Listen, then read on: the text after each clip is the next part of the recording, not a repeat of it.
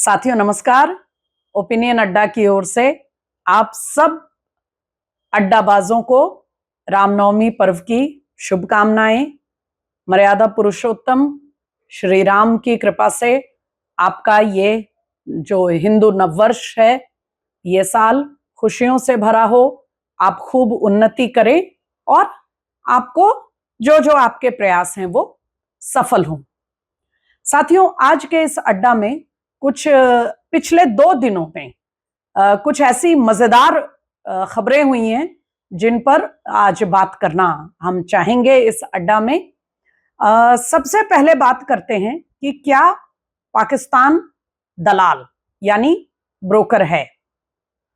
ये खबर, ये हेडलाइन कहां से बनी? गुरुवार को, जैसा कि पहले से प्लान किया गया था, सरकार की तरफ से एक सर्वदलीय बैठक बुलाई गई थी संसद में, जिसमें तकरीबन जितने दल आमंत्रित थे, सभी दलों के नुमाइंदे, जिनके एक भी कोई एमपी है, ऐसे सभी दलों के जो नुमाइंदे थे उस बैठक में आए थे। और बैठक का मुद्दा वेस्ट एशिया सिचुएशन, जो पूरे मध्य एशिया में, जो मिडिल ईस्ट का, जो मध्य पूर्व का पूरा हालात है, ईरान इजराइल यूएस वॉर के चलते उन पूरी सारी स्थितियों पर विचार के लिए ये बैठक बुलाई गई थी। और तृणमूल कांग्रेस को छोड़कर अन्य सभी दलों ने अपने नुमाइंदे इसमें भेजे थे। हालांकि जैसा कि किसी भी महत्वपूर्ण बिल में, किसी भी महत्वपूर्ण सदन में चर्चा में, किसी भी महत्वपूर्ण बैठक में, जैसा कि आमतौर पे होता है, लोकसभा में विपक्ष के नेता, जिनकी पार्टी बार बार उनके नेता विपक्ष होने की बात को बहुत जोर देकर कहती है कि उनको नेता विपक्ष का जो उनकी जो हैसियत है उस पर, उसके मुताबिक उनका सम्मान होना चाहिए, वो हर बार की तरह इस बैठक में भी शामिल नहीं हुए थे। और कांग्रेस की ओर से 2 वरिष्ठ सांसद तारिक अनवर और मुकुल वासनिक केवल इसमें गए थे। उनके अध्यक्ष खड़गे जी भी उसमें नहीं थे, क्योंकि अब वो सदन के सदस्य से दरअसल वो अब रिटायर हो गए हैं। तो अब उनका दोबारा चुनाव होगा, लेकिन अभी तो फिलहाल वो जब तक शपथ नहीं लेते तो वो सदस्य नहीं माने जाएंगे। तो खैर, हम आते हैं खबरों पे। तो ये दलाल वाली बात कहां से आई? इसी सर्वदलीय बैठक में कई दलों के नेताओं ने, खास तौर पे कांग्रेस पार्टी के जो दोनों वरिष्ठ नेता थे, उन लोगों ने विदेश मंत्री एस जयशंकर से ये सवाल किया कि ये जो खबरें आ रही हैं कि पाकिस्तान यूएस और इजराइल के बीच, माफ कीजिएगा, यूएस और ईरान के बीच में मध्यस्थता की बात जो हो रही है, तो क्या ये भारत के लिए कूटनीतिक एक हार है, एक कूटनीतिक असफलता है कि पाकिस्तान जैसा देश, जिसको पूरी तरह आइसोलेट करके रखा गया था, उसकी इतनी प्रासंगिकता हो रही है, जबकि भारत को ग्लोबल साउथ का एक उसकी आवाज बनना चाहिए, ऐसी बात होती है। इस पर एस जयशंकर ने बताया कि ग्लोबल साउथ के नेतृत्व के लिए, ग्लोबल साउथ की आवाज बनने की दृष्टि में भारत की कहीं ऐसी कोई कमी नहीं आई है, ना ऐसी कोई बात है। और किसी के मामले में यूं मध्यस्थता करने के लिए आतुर हो जाना, उसके लिए कूद पड़ना, हम ये ब्रोकर वाला काम नहीं करते। या उन्होंने दलाल शब्द, ये दोनों शब्द कहे। अब इसमें 2 बातें हैं साथियों। पहला तो इसकी प्रतिक्रिया क्या हुई। सबसे पहले तो भारत में इसकी बहुत सारी प्रतिक्रिया हुई, क्योंकि बहुत से पूर्व अधिकारियों ने, रिटायर्ड अधिकारियों ने कहा कि विदेश मंत्री को ऐसे नहीं बोलना चाहिए। और कई पार्टियों ने भी इस पर प्रतिक्रिया दी और कहा कि विदेश मंत्री का ये बयान अच्छा नहीं है। लेकिन सबसे जो तिलमिलाने वाला और स्वाभाविक है, आग बबूला होने वाला बयान है, वो बयान आया पाकिस्तान की ओर से। सबसे पहले तो वहां के डिफेंस मिनिस्टर ख्वाजा आसिफ, जो अपने बड़बोलेपन के लिए काफी जाने जाते हैं, और जिन्होंने खुद उनकी नेशनल असेंबली, उनकी संसद में खुद खड़े होकर यह स्वीकार किया था कि यूएस जो है वो पाकिस्तान को टॉयलेट पेपर की तरह इस्तेमाल करता रहता है। उसी ख्वाजा आसिफ ने कहा कि भारत का ये शब्द कहना जो है ये ये गलत है और उसको हताशा बताया और ये भी कहा कि जयशंकर खुद एक हाई फाई अपने आप को दलाल समझते हैं वगैरह वगैरह। अब इन सब प्रतिक्रियाओं को एक तरफ रखते हैं, मुख्य मुद्दा यह है कि क्या पाकिस्तान एक ब्रोकर देश है, और अगर वो एक ब्रोकर बनता रहता है तो क्यों बनता है, यह ज्यादा महत्वपूर्ण पहलू है साथियों।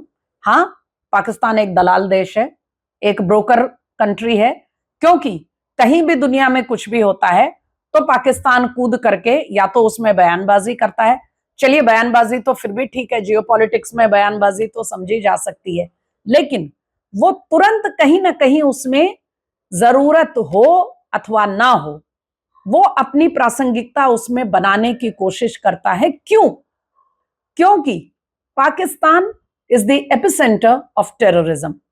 पाकिस्तान आतंकवाद की नर्सरी है, और वो नर्सरी से बढ़ के पाकिस्तान की यूनिवर्सिटी सब कुछ वही है, और क्योंकि वो दुनिया भर में आतंकी वहीं से एक्सपोर्ट किए जाते हैं, उनके पास अगर कोई उद्योग है तो वो आतंक का उद्योग है। तो इससे जो भद पिटती है उनकी, और जो दूसरे देशों में इस बात को लेकर परेशानी है, और जिसके चलते अक्सर पाकिस्तान पर एक तलवार लटकती रहती है और आर्थिक भी उसको इसका खामियाजा भुगतना पड़ता है, तो कहीं ना कहीं हर किसी के मामले में टांग अड़ा करके पाकिस्तान ये प्रयास करता है कि कुछ ना कुछ जियोपॉलिटिक्स में उसकी प्रासंगिकता बनी रहे, उसका कुछ ना कुछ एक उसकी भूमिका हो, ताकि जब जरूरत पड़े तो वो जिस देश के बीच में भी मध्यस्थ बनने की कोशिश कर रहा है, वो सफल हो या ना हो ये बात की बात है, लेकिन जिस किसी के मामले में भी वो घुसने की कोशिश कर रहा है तो उसको एक एक एक यूं कहिए एक फाउंडेशन, एक एक मौका मिल जाता है उसको अपने आप को पैसे मांगने का, और अपनी प्रासंगिकता बना करके खुद को, ये जो आतंक का कारोबार पाकिस्तान से चलता है उसमें से किसी न किसी तरह खुद को बचा लेने का। तो इसलिए पाकिस्तान इतना आतुर रहता है कि एक तो उसकी आर्थिक जो उसकी माली हालत है, वो भीख का कटोरा लेकर जाएगा तो कम से कम कुछ कहने को तो होना चाहिए, तो ये प्रासंगिकता भी जरूरी है, और उसको कहीं ना कहीं ये दिखाना होता है कि वो भी एक जिम्मेदार देश है। विदेश मंत्री के बयान के बाद ये जो प्रतिक्रिया बयानबाजी हो रही है ये कब तक चलेगी पता नहीं, लेकिन उन्होंने कड़वा सच बोला है, और ये बात वास्तव में है। Pakistan is a broker nation, whether we like it or not, and whether some people in our country like it or not। ये तो हुई साथियों ये पाकिस्तान वाली बात। एक और बेहद महत्वपूर्ण, और मैं तो ये मानती हूं कि बयानबाजी वगैरह तो सुर्खियों के लिए होती है, वास्तविक जो महत्वपूर्ण खबरें, महत्वपूर्ण बात होती है वो ये होती है जिसके दूरगामी परिणाम हो सकते हैं। और इस दृष्टि से देखा जाए तो इसी हफ्ते एक बहुत ही महत्वपूर्ण खबर ये आई है कि आसिया अंद्राबी, दुख्तराने मिल्लत की फाउंडर, उनको यूएपीए के तहत टेरर फंडिंग के मामले में लाइफ इम्प्रिजनमेंट, बामुशक्कत रिगरस इम्प्रिजनमेंट, कम से कम 30 साल के लिए उनको एक एनआईए की अदालत ने सजा उनकी मुकर्रर कर दी है। कौन है यह आसिया अंद्राबी? क्यों इतनी कठोर सजा उनको अदालत से हुई है, और कश्मीर के समाज को किस तरह का असर ये आसिया अंद्राबी के दुख्तराने मिल्लत जो इनकी तंजीम है उसने किया, इसको भी समझना जरूरी है। साथियों, दुख्तराने मिल्लत की गतिविधियों को जम्मू कश्मीर में रिपोर्टिंग करते हुए, काम करते हुए मैंने अपनी आंखों से देखा है। ये एक निहायत ही खतरनाक संगठन, एक तंजीम है, और मैं तो मानती हूं कि बंदूक उठाने वाले जो आतंकवादी हैं उनको तो आप फिर भी एनकाउंटर करके मार सकते हैं, एम्बुश करके उनको हटा सकते हैं, खत्म कर सकते हैं, लेकिन ये दुख्तराने मिल्लत जैसे संगठन है जो असली आतंकी, जिनको हमें कहना चाहिए जो समाज को आतंकी बनाने का काम करते हैं, ये दुख्तराने मिल्लत जिसकी फाउंडर आसिया अंद्राबी हैं, ये क्या करती थी? इनके इनकी तंजीम का एजेंडा ये रहा है कि बिना बंदूक उठाए आतंकवादियों को समाज में रहकर किस तरह से उनकी मदद की जाए और कश्मीर में गजवाए हिंद का जो एक सपना लिए वो लोग बैठे हैं जमाने से, उसको पूरा करने में लड़कियां, बच्चियां और महिलाएं कैसे इसमें सहयोग करें, यह दुख्तराने मिल्लत का एजेंडा रहा है। और केवल यही नहीं, दुख्तराने मिल्लत ने कश्मीर के समाज में हमारी महिलाओं, बच्चियों में, वो कश्मीर जहां कश्मीरी पंडित हो या कश्मीरी मुसलमान हो, जिस समाज में कभी पर्दा जैसी कोई चीज हुई ही नहीं, कश्मीरी पंडित, जो पंडितानी महिलाएं हैं और जो कश्मीरी मुस्लिम परिवारों की महिलाएं हैं, दोनों ही फेरन पहनती थी पारंपरिक रूप से। और कहीं भी कश्मीर में हिजाब या बुर्के की किसी भी कश्मीरी मुस्लिम परिवार में ऐसी कोई परंपरा, कोई ऐसा चलन कभी नहीं रहा। लेकिन दुख्तराने मिल्लत, जिसका हर आदेश, जिसका हर जो ऑर्डर है, उसका रिमोट कंट्रोल उस पार लश्कर तैयबा के हाथ में था, वो लश्कर तैयबा के कहने पर दुख्तराने मिल्लत घर घर जाकर, गली गली मोहल्लों में जाकर, पूरे कश्मीर में छोटी छोटी बच्चियों तक को हिजाब में ढकने का उनको ताकीद करना, जो न करे उसके परिवार को मिल करके, घेर करके प्रताड़ित करना। और कश्मीर की बच्चियों और महिलाओं को, जिनका जीवन बहुत ही एक मॉडर्न जीवन शैली उनकी शुरू से थी, कभी भी पारंपरिक रूप से कभी वहां पर्दा वगैरह ऐसी चीजें नहीं हुई, और उन पर जबरदस्ती शरिया के मुताबिक जीवन शैली को अपनाना और हर मोड़ पर सिनेमा हॉल बंद करवाना, मॉल्स में महिलाओं के बच्चियों के जाने पर वो करना, हर चीज में, रेस्टोरेंट्स और होटल्स में जाकर के गुंडागर्दी दिखाना। तो दुख्तराने मिल्लत के दो एजेंडाज रहे हैं। एक तो बिना बंदूक उठाए कैसे कश्मीर में जो आतंकवादी हैं उनका सहयोग की जाए, उनको ताकत, उनको मदद की जाए, और दूसरा कि कैसे कश्मीर के समाज में महिलाओं, बच्चियों को पूरी तरह से शरिया का हवाला देकर उनके जीवन को एक उसमें जकड़ के रखा जाए। और काफी हद तक वो सफल हुई थी, क्योंकि आप जानते हैं कि जिस तरह की सरकारें लगातार वहां रही, वो बहुत ज्यादा दुख्तराने मिल्लत पर कोई कार्रवाई वगैरह नहीं करती थी। जो असली आतंकी है, जो बंदूक उठाने वाला आतंकी है, उसके खिलाफ तो हमारी सेना और पैरामिलिट्री फोर्सेस लगातार उसके खिलाफ एक्शन, क्रैकडाउन करती रहती थी। लेकिन ये जो समाज में बिना बंदूक उठाए लोग आतंकवाद के साथ खड़े थे, उन पर हाथ डालना बहुत कठिन हो रहा था। ये काम हुआ यूएपीए को और ज्यादा कठोर बनाना, उस कानून को, और एनआईए के एक्ट में उसके दायरे को इस तरह से बढ़ाना ताकि आतंकवाद का मतलब केवल वो नहीं जो बम धमाका कर रहा है या गोलियों से अटैक कर रहा है। आतंकवाद का मतलब जो टेरर फंडिंग, उसको धन उसके लिए मुहैया कराता है, वो भी आतंक है।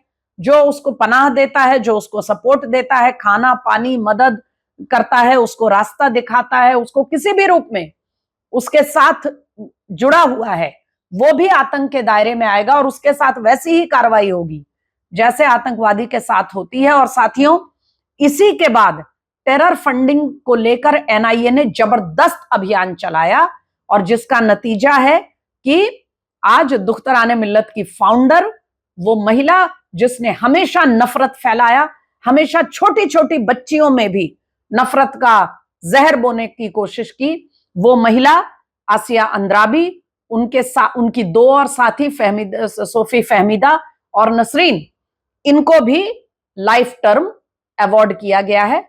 साथियों, पाकिस्तान को इससे बहुत तकलीफ हुई है, और एनआईए, इस कोर्ट का ये फैसला आया भी नहीं था कि तड़ से पाकिस्तान से प्रतिक्रिया आ गई कि भारत जो है वो जितने भी लोग हैं जो राजनीतिक रूप से जो कश्मीर की आवाज हैं, ऐसे लोगों की आवाज दबाने के लिए इस तरह का ऐसे प्रयास किए जा रहे हैं। और ये बेहद नाइंसाफी हुई है कि आसिया अंद्राबी जैसी बहुत बड़ी राजनेता के साथ इस तरह की सजा उनको दी गई है।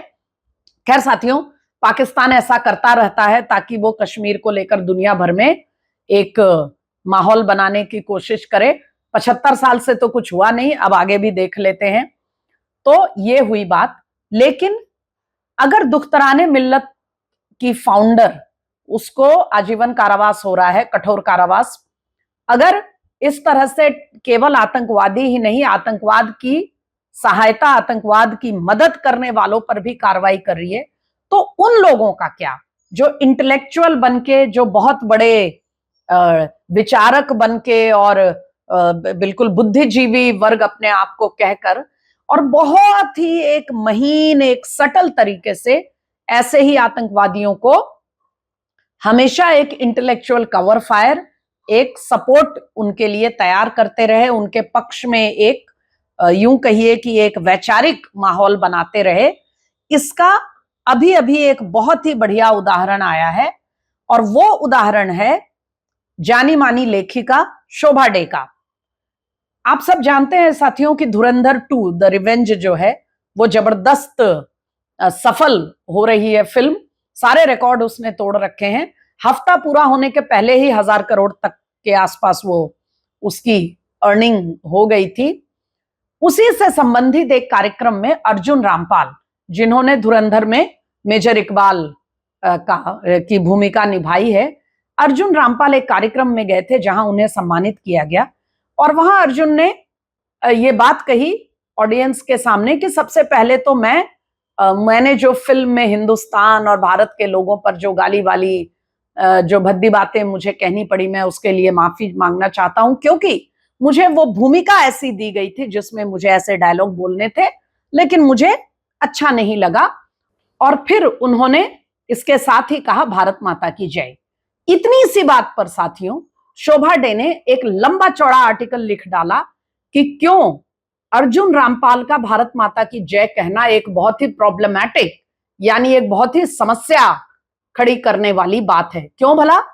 क्योंकि उनका मानना है कि अर्जुन रामपाल को अगर भारत माता की जय सार्वजनिक कार्यक्रम में कहना पड़ रहा है, इसका मतलब पूरे बॉलीवुड में अब लोगों पर इसका दबाव पड़ेगा, और बॉलीवुड के तमाम लोग जो हैं वो इस तरह से अपने आप को सार्वजनिक रूप से जनता के बीच नेशनलिस्ट दिखाने का, देशभक्त दिखाने का, उनमें भी एक सिलसिला चल पड़ेगा, एक माहौल ऐसा बन जाएगा कि उनमें कंपटीशन होगी और फिल्में भी ऐसी बनेंगी, और इससे बॉलीवुड का जो एक बहुत ही खूबसूरत हुस्न इश्क वाला मिजाज और जो सेक्युलर इस तरह का मिजाज है जिसमें कोई पॉलिटिक्स नहीं होती है, वो मिजाज जो है खत्म हो जाएगा, और इससे बॉलीवुड को बहुत बड़ा झटका लगेगा, जो कि एक बहुत बड़ी दुनिया की फिल्म इंडस्ट्री है। अब सवाल ये है साथियों कि क्या अर्जुन रामपाल ने भारत माता की जय कहा तो हर किसी को कहना जरूरी है क्या? सबकी अपनी इच्छा है, वो कहें ना कहें। शोभा डे को इतनी तकलीफ क्यों हुई, मैं बताती हूं साथियों। भारत में पाकिस्तान के एक राजदूत थे, काफी लंबे समय तक वो यहां रहे, अब्दुल बासित। उन्होंने भारत में इतनी दोस्ती और यारियां की जितनी शायद पूरे पाकिस्तान में उनकी नहीं होगी। उनकी महफिलें, उनके दावतें बहुत मशहूर थे यहाँ दिल्ली के डिप्लोमेटिक सर्कल्स में, और वो चुन चुनकर पत्रकारों और बुद्धिजीवियों को बुला करके उनको दावत दिया करते थे। बुरहान वानी को, जब बुरहान वानी को एनकाउंटर में मारा गया वो, और उसके बाद कश्मीर में बहुत जबरदस्त प्रदर्शन होने लगे, स्टोन पेल्टिंग हुई, तो अब्दुल बासित ने बाद में पाकिस्तान वापस जाकर एक इंटरव्यू दिया जहां उन्होंने बताया कि जब बुरहान वानी को मारा गया, जिसको वो कत्ल करना कहते हैं, तो हम जो है कश्मीर के लोगों की कितनी ज्यादतियां हुई भारतीय सेना की तरफ से कश्मीर के लोगों पे, हम चाहते थे कि इस बात को उठाया जाए, इस बात के बारे में लिखा जाए, बोला जाए, लेकिन कोई भी भारत में पत्रकार जो है वो, हमने बहुतों से बात की, कोई इसको लेकर कोई रेस्पॉन्स नहीं दे रहा था, हम लगातार कोशिशों में लगे थे। आखिरकार ये अब्दुल बासित के शब्द हैं कि आखिरकार हमें एक खातून तैयार हुई, शोभा डे, जिन्होंने इसको लेकर के खुल करके बात की, और इस बारे में उन्होंने बोला कि कश्मीर में जो है जो भी हो रहा है वो गलत हो रहा है, वो ज्यादती हो रही है। तो साथियों ये है बैकग्राउंड कि क्यों अर्जुन रामपाल का भारत माता की जय कहना शोभा डे को इतना नागवार गुजरा है। ये एक बुद्धिजीवी हैं जिनका आज हम यहां जिक्र कर रहे हैं। ऐसी बहुत लंबी फहरिस्त है जिन लोगों ने कश्मीर के आतंक को इंटेलेक्चुअल कवर फायर देने का काम किया है। धीरे धीरे हम उन सब की बात करेंगे। फिलहाल बातचीत काफी लंबी हो गई है। जल्द अगले अड्डा में आपसे मुलाकात होगी। नमस्कार।